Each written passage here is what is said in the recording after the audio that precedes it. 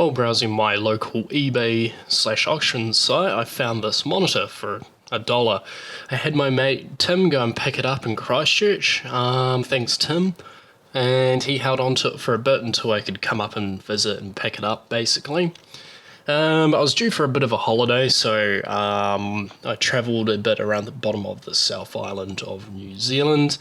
So yeah, I thought I'd bring you guys along, show you some of the beaches and coastal lines of New Zealand, pick up the monitor, I'll give it a clean, and we can have a look at it later. So I'm here in Queenstown. Bottom of the South Island is the Catlins area, and then above Dunedin is Meraki, which I stayed on the second night.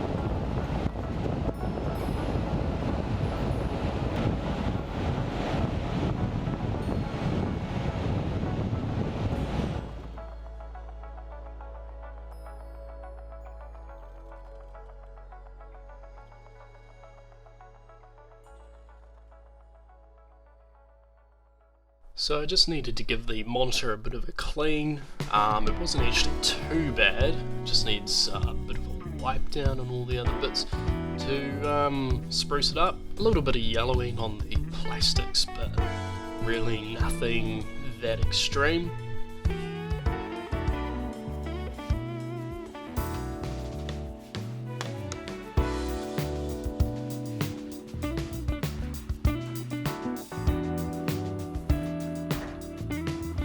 I'm sort of just trying to get the cloth into all the side pieces and, you know, corners of the monitor just to clean out all the goo that's stuck around the corners, because the corners are always the ones that hide all the most stuff. The top of the monitor has this sort of split in it, so I tried to get my fingernail in there and clean that out too. The technique of cat scratching didn't really help. But yeah, sort of just gave it a general wipe down really. But yeah, text is really sharp on this monitor as well. I think mixed with the flat glass, it gives it that sort of extra premium feel. Gaming especially is really good. You'll see coming up some gaming footage that I took, but yeah, within text and at least the DOS prompt here, it's actually really nice and sharp.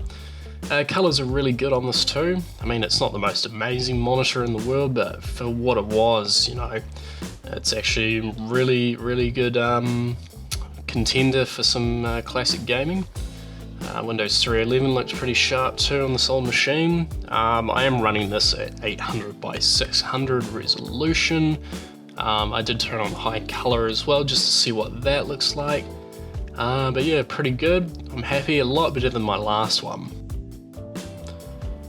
The monitor was made in 2004, so I decided to plug it into my Windows 98 machine and just play with some settings and see what it looks like. Warning, this is not very pleasant to look at with the refresh rate of the camera, but the refresh rate looks really good at that speed. The text navigating the UI and everything is of course really smooth. Sort of always blows me away a little bit when you see that. It's so smooth for such an old UI. But here's Croc 2. You won't be able to see this through the camera due to the polarization and stuff, but the colors and the clarity of the image is really good. For a gaming monitor, you know, I'll be quite happy to use this thing. Looks a lot better than my old ViewSonic, which actually developed a bit of an issue where it would a relay or something would let go and the image would shake, and then it would tick and then it would come back, so that was a bit terrifying.